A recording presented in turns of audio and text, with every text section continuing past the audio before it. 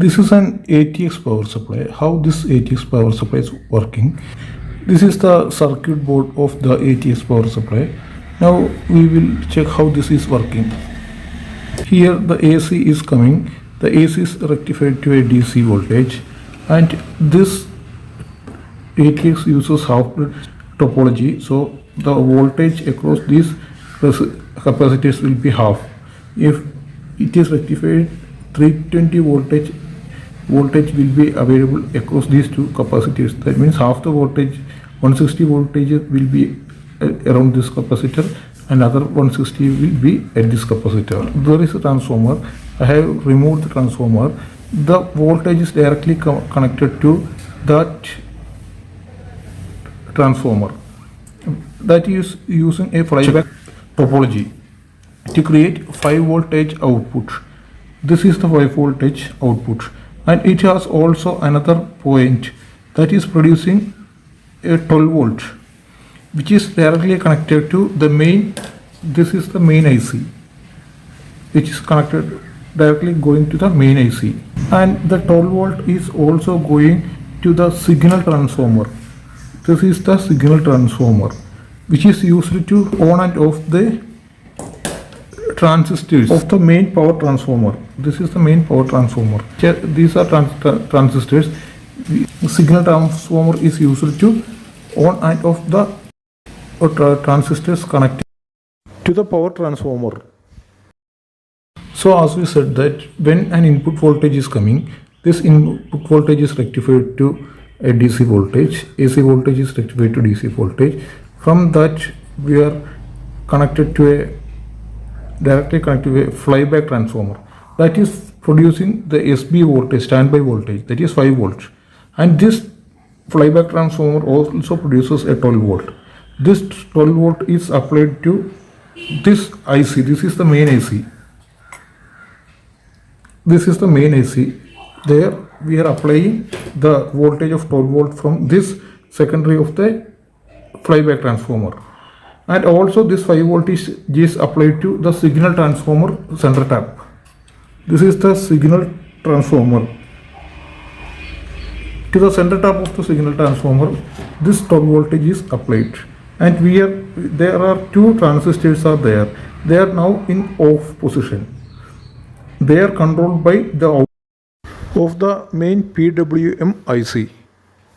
These voltages are in opposite to each other. The polarity will be 1. If one is high, the other will be low. This type of PWM signal is coming from the main IC. Now this point is at 12 volt. When this pin is become a high value, this transistor will conduct. When this transistor will conduct, the dot polarity of this, one of this will be on. These are in opposite polarity. If we look at the dot, here the dot is in here, but in this coil the dot is here. So if we assume that this is dot end, when we on this transistor, this dot end will become positive. When this dot end will become positive, this diode will become conduct. When this diode will conduct, this will on this transistor. When this transistor is on, this is 160 volt. This voltage is divided. This is the main two capacitors. This is the two capacitors. This voltage is 160 and this is also 160. As this point is at ground, this will be ground.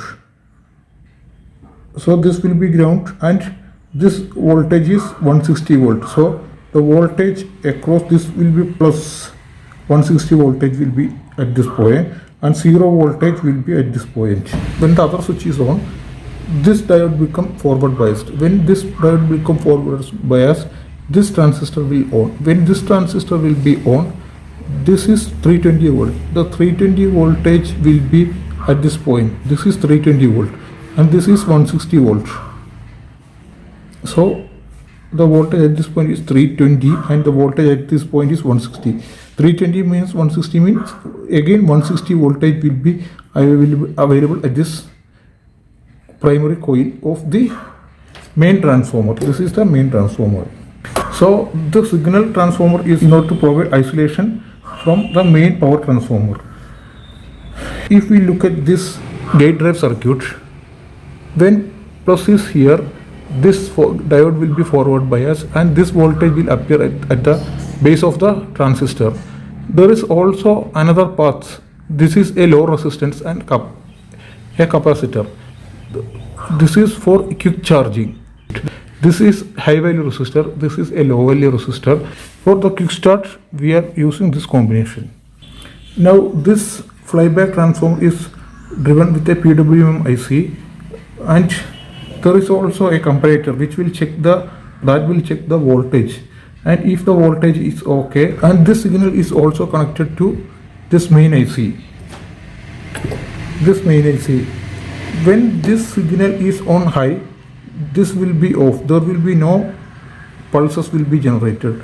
When we on the switch, this will go to ground, 0. When this will go to 0, the IC began to provide pulses to this signal transformer. When the signal transformer is getting signals, it will be on and off. According to that, the transistor will be on and off.